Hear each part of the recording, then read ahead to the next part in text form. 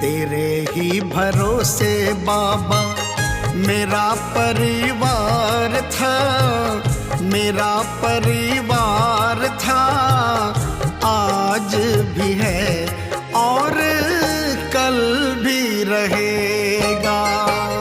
तेरे ही भरोसे बाबा मेरा परिवार था, मेरा परिवार था, आज भी है और कल भी रहेगा।